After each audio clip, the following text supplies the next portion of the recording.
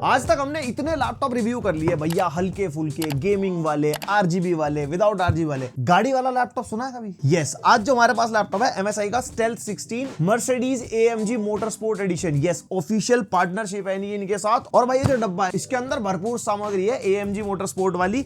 And ये जो laptop है ना, ये थिन एंड लाइट कैटेगरी का परफॉर्मेंस लैपटॉप है, जिसके अंदर हमारे को हाई एंड CPU मिलता है, GPU भी मिलता है, लेकिन वेट अंडर 2 kg होता है। तो ये किन लोगों को टारगेट करने वाला लैपटॉप है, क्या कुछ है, प्राइसिंग मैं नहीं बता रहा, तुम डिस्क्रिप्शन में देखोगे भाई, पूरी वीडियो देख के जाना, छोड़ना नहीं बीच में, महंगा मसाला है। बाकी वीडियो का एंड तक रोको, जिनका लेने का मन है उनके लिए कोई एक एक्सक्लूसिव इंफॉर्मेशन भी है मेरे पास जो मैं दूंगा आपको। अभी हम डब्बा खोलते हैं, तुम इतना सब्सक्राइब मारो। मैं मारो यार, तुम्हें मैं 10 बार ही बोलता हूँ सब्सक्राइब मारो, अभी तक भी नहीं मारा। पता देखो कितने सारे लोगों ने सब्सक्राइब नहीं किया हुआ चैनल को। ईमानदारी से बताना, करना है नहीं करना। अनसब्सक्राइब रेशियो कितना है? ऐसी वीडियो देखे जा रहा हूँ फ्री में, रो दूंगा मैं।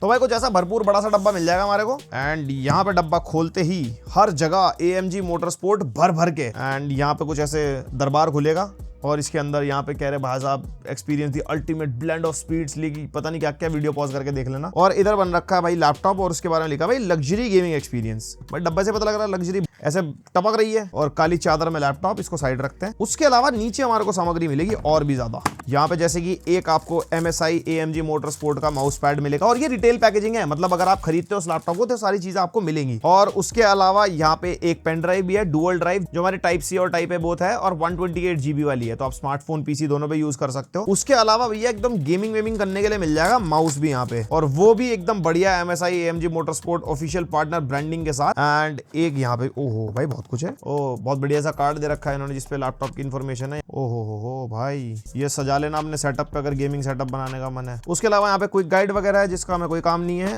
एंड एक यहाँ पे हमारे को पाउच भी मिलता है भाई, इसको क्या ही खोलना है, तो बस पाउच है जिसके अंदर आप अपना सामान रख सकते हो विद द ब्रांडिंग। और यहाँ पे हमारे को इस तरफ मिल जाएगा भैया चार्जर। एंड यस, वही 240 वॉट का चार्जर है जैसे MSI के लैपटॉप के साथ आता है, बट यस इस चार्जर के ऊपर भी हमारे को ब्रांडिंग मिलती है।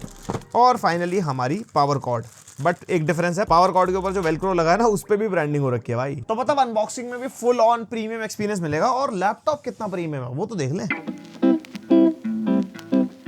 ओहो क्या प्यारा लग रहा है भाई। ओहो मखमल की चादर। अरे भाई लैपटॉप में फुल ऑन रेसिंग और गाड़ी के तड़के हैं, जैसे कि आप स्पेस बार पे देख सकते हो। यहाँ पे रेसिंग सर्किट टाइप का डिजाइन है। सिमिलर पैटर्न हमारे को वेबकैम वाले एरिया पे मिल जाता है। जो पावर बटन है उस पे स्टार्ट इंजन लिखा है भाई। एंड स्क्रीन के नीचे भी AMG मोटरस्पोर्ट की ब्रांडिंग है, टॉप लिड पे तो है ही। और पीछे जो ये वाला एरिया है ना, इस पे स्टेल्थ लिखा है। इसके अंदर भाई RGB मिल जाती है हमारे को। एंड बॉटम से लैपटॉप कुछ ऐसा है हमारा, जो इसकी रबर ग्रिप्स है ना उसके ऊपर भी बिल्कुल एकदम रेसिंग टाइप का पैटर्न बना हुआ है। एंड एक चीज, आज तक इतने सारे लैपटॉप हमने रिव्यू करे हैं, बिल्ड क्वालिटी के मामले में मैं बात नहीं कर रहा हूं। यहाँ पे स्पेसिफिकली जो डिजाइन है, जो प्रीमियमनेस फील हो रही है ना, ये one of the most premium laptop feel हो रहा है भाई हाथ में। बिकॉज जो लैपटॉप की बिल्ड है वो मैग्नीशियम एल्यूमिनियम एलॉय यूज हो रखा है। एंड जो लैपटॉप है वो हमारा 1.99 kg का है, यानी कि अंडर 2 kg में आता है विद हाई परफॉर्मेंस। और अगर आप चार्जर भी इंक्लूड कर दोगे तो 2.7 kg तक पहुंच जाता है। और एक चीज मैंने अभी नोटिस करी, जो फ्रंट में हमारा डिजाइन है इसमें राइट साइड में MSI की ब्रांडिंग है, लेफ्ट साइड में AMG की ब्रांडिंग है। हाँ यहाँ पे पैटर्न है, ऊपर भी पैटर्न है, सामने कीबोर्ड के ऊपर भी पैटर्न है। उस पे अगर आप देखोगे ना तो उस पे भी AMG लिखा हुआ दिखता है। एंड ये इतनी सारी ओपनिंग्स पता है क्यों है? जो उसके स्पीकर है लैपटॉप के, ओ भाई क्या बढ़िया।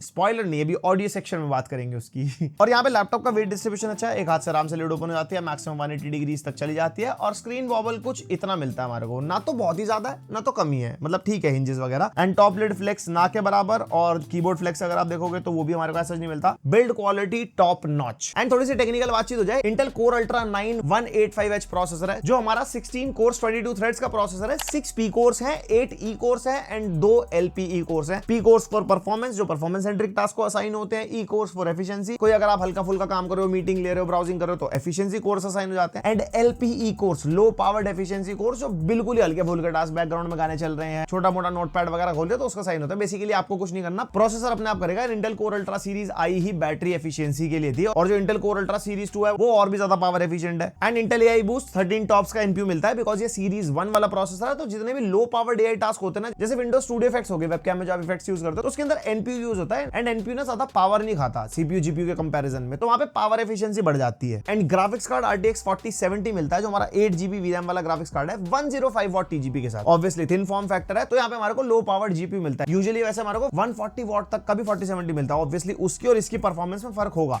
एंड वो आपको गेमिंग परफॉर्मेंस में पता लग भी जाएगा। एंड 32GB रैम मिलती है डुअल चैनल में DDR5 5600 मेगा ट्रांसफर पर सेकंड स्पीड वाली। एंड यहाँ पे 2 स्लॉट्स मिलते हैं रैम के, अप टू 96GB तक आप अपग्रेड कर सकते हो। वैसे उसकी कोई जरूरत नहीं है, 32GB मोर देन इनफ है। एंड इसके अंदर 2TB की Gen 4 SSD मिलती है एक स्लॉट के अंदर। एक स्लॉट आपको खाली मिलेगा, यस 2 SSD के स्लॉट है, तो आपको अपग्रेड करना हो तो अप टू 4TB तक आप अपग्रेड कर सकते हो। एंड SSD की रीड एंड राइट स्पीड आप अपने सामने देख सकते हो, प्रॉपर Gen 4 की अच्छी वाली स्पीड हमारे को मिल रही है। और कनेक्टिविटी में latest Wi-Fi 7 and Bluetooth version 5.4 मिलता है और MS Office 2021 मिलेगा लाइफ टाइम के लिए। एंड इस प्रोसेसर को अगर कंपेयर करते हैं कंपेटिटिव प्रोसेसर से, तो मार्केट में इस टाइम पे आपको फ्लैगशिप लैपटॉप्स में Ryzen के भी प्रोसेसर मिल जाते हैं, Intel Core Ultra सीरीज 2 मिल जाती है H वाली, और अब HX वाली भी आने वाली है बहुत जल्द। एक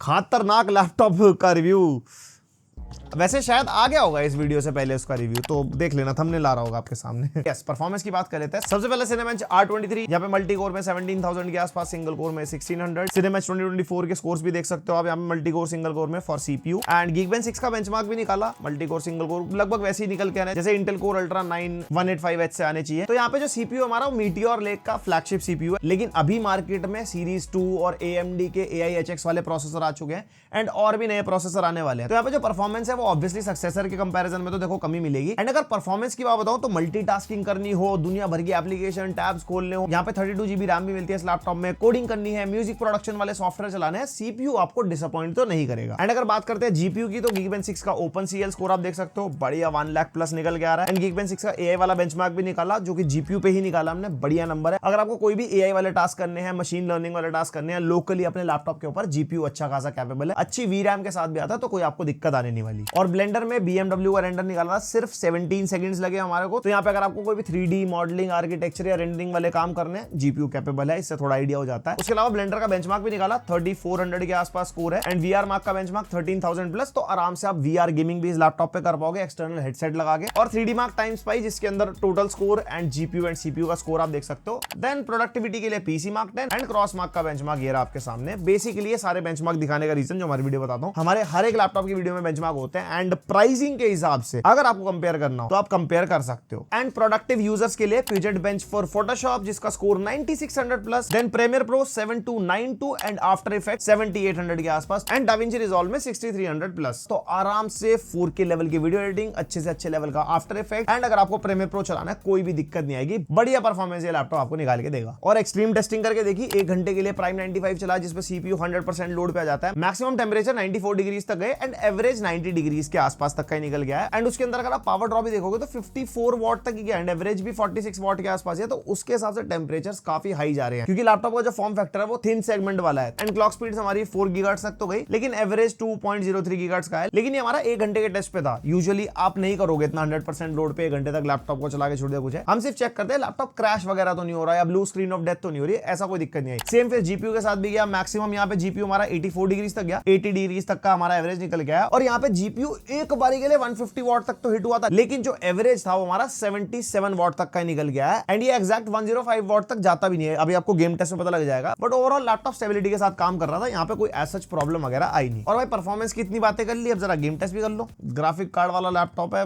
OLED डिस्प्ले, मेरा मन कर रहा था गेम खेलने का। तो स्टार्ट सबसे पहले वही Valorant, एंड जिसके अंदर प्रोसेसर है Core Ultra 9 सीरीज 1 एंड उसके हिसाब से जैसे हमारे को FPS मिलने चाहिए, बिकॉज Valorant हमारा CPU इंटेंसिव गेम है, वो हमारे को 300 320 एवरेज FPS मिल जाते हैं। एंड इसके अंदर आप एक चीज नोटिस करना, 105 वॉट TGP वाला 4070 है, बट यहाँ पे अगर आप देखोगे ना मैक्स टू मैक्स 70 वॉट तक वो जाएगा। जैसे नेक्स्ट गेम आप देखोगे GPU इंटेंसिव गेम है हमारा CS2, 70 वॉट तक GPU पावर पुश कर रहा है एंड ऑन एन एवरेज हमारे को 100 FPS मिल रहे हैं। बस एक चीज का ध्यान रखना, 1600p पे चल रहा है। एंड ये जो 4070 है, फुल वॉटेज 4070 वाली उम्मीद इससे मत करना, बिकॉज ये उतनी पावर पुश नहीं कर पाता, क्योंकि जो हमारा लैपटॉप है थिन फॉर्म फैक्टर वाला है। उसके बाद GTA 5 enhanced edition, maximum ray tracing हमने सेट कर दिया था प्रीसेट इसका, एंड इसके अंदर ऑन एन एवरेज 45-50 FPS निकाल रहा था। और ये जो एनहांस्ड है इसमें रे ट्रेसिंग वगैरह तो बहुत ज्यादा डिमांडिंग हो जाता है। एंड GPU अपनी VRAM वगैरह सही कंज्यूम कर रहा है, सब कुछ सही है, बट वही वॉटेज वाला सीन है। तो जो गेमिंग की परफॉर्मेंस है वो उसी हिसाब से आई है। जैसे एल्डन रिंग आप देख सकते हो 1600p मैक्सिमम, रे ट्रेसिंग भी मैक्सिमम, तो ऑन एन एवरेज 45-40 FPS ये निकाल के दे पा रहा है। देन RDR2 हमने हमने टेस्ट किया, इसके अंदर भी हमारे को वही 45-50 मैक्सिमम 60 FPS मिल जाते हैं DLSS लगा के। एंड यहाँ पे वॉटेज आप चाहे सीपीयू की देख लो चाहे जीपीयू की देख लो, यहाँ पे हमारे को फुल पावर पुश नहीं मिल रहा, जो एक्चुअल ये प्रोसेसर और जीपीयू का है।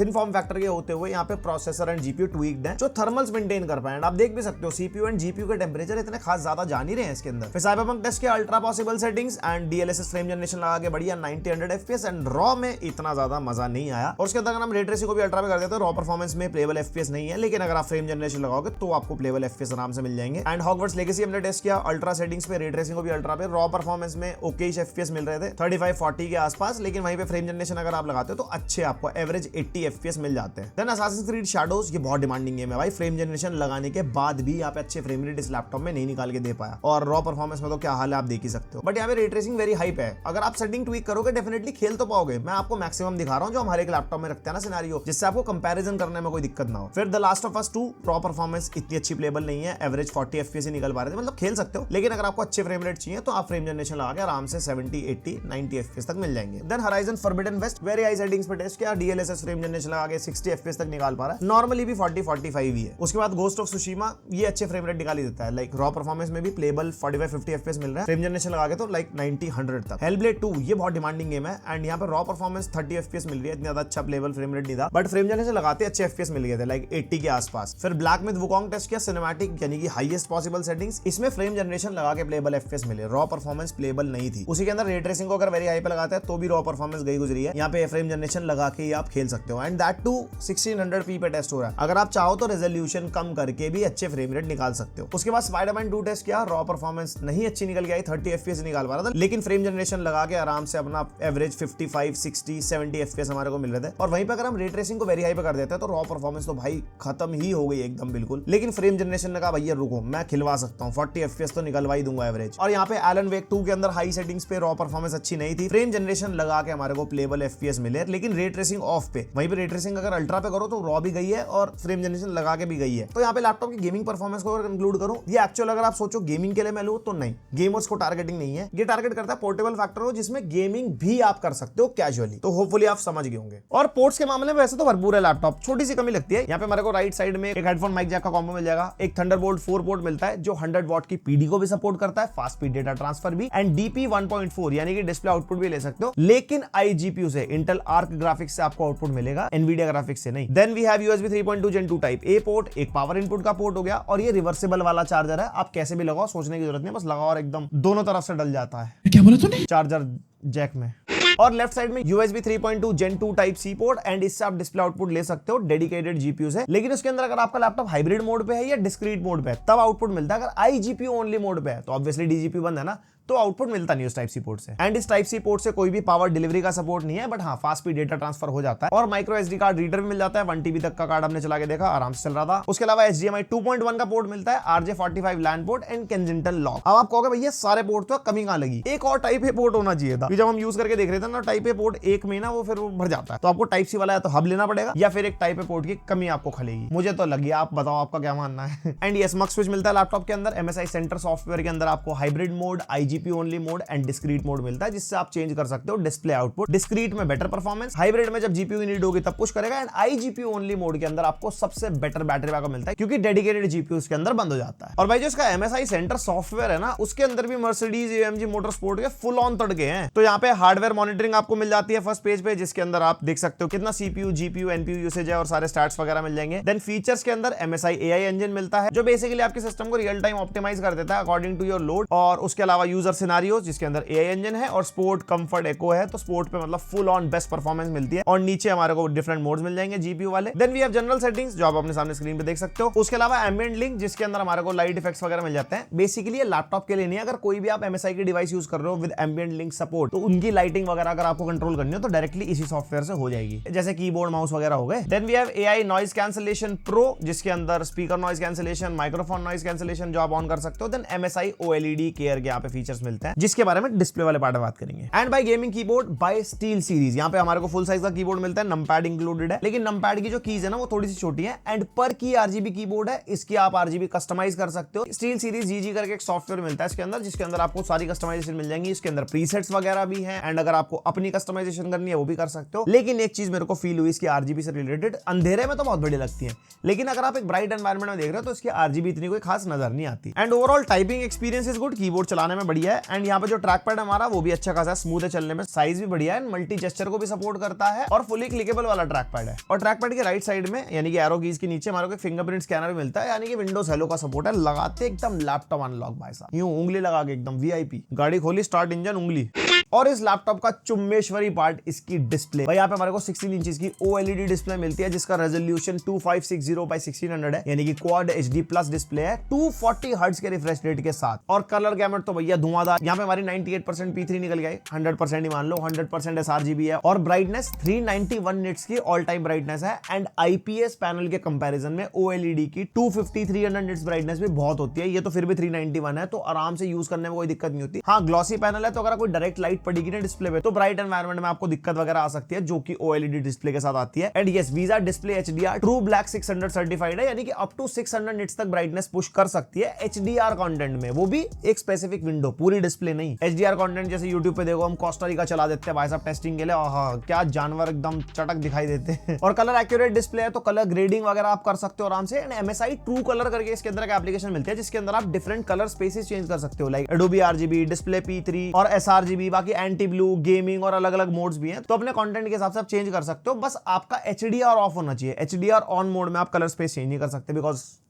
हाई डायनेमिक रेंज तो हाई डायनेमिक रेंज है ना, उसमें क्यों उंगली करनी फालतू। एंड क्रिएटर्स को टारगेट करने वाला लैपटॉप है, तो डिस्प्ले में कलर ग्रेडिंग करनी है, कंटेंट देखना है, मतलब एक नंबर डिस्प्ले, डिसअपॉइंट बिल्कुल नहीं होने वाले। एंड OLED डिस्प्ले है, तो OLED बर्निंग के इश्यूज आ सकते हैं, यानी कि कुछ भी छप जाता है डिस्प्ले पे कोई लंबे टाइम तक है, तो MSI ने OLED बर्निंग के फीचर्स दिए हैं इसके MSI सेंटर सॉफ्टवेयर में, जैसे पिक्सल केयर हो गया, यहाँ पे कलरफुल वीडियो चल जाएगी 30 सेकंड्स बाद, ताकि आपकी डिस्प्ले रिफ्रेश हो जाए। डिस्प्ले सेवर मिलता है, 5 मिनट्स या 10 मिनट्स बाद स्क्रीन ऑफ हो जाएगी। पिक्सल शिफ्ट मिलता है और डार्क मोड मिलता है, अगर डार्क मोड रखते हो तो पिक्सल ज्यादा ब्राइट नहीं होंगे, तो जल्दी बर्न भी नहीं होंगे। ये कोई कमी नहीं है OLED डिस्प्ले के साथ। ये वो होता ना कि भाई ज्यादा पावर आ गई तो रिस्पॉन्सिबिलिटी भी ज्यादा आ गई, तो इसके पिक्सलों पे रिस्पॉन्सिबिलिटी ज्यादा है।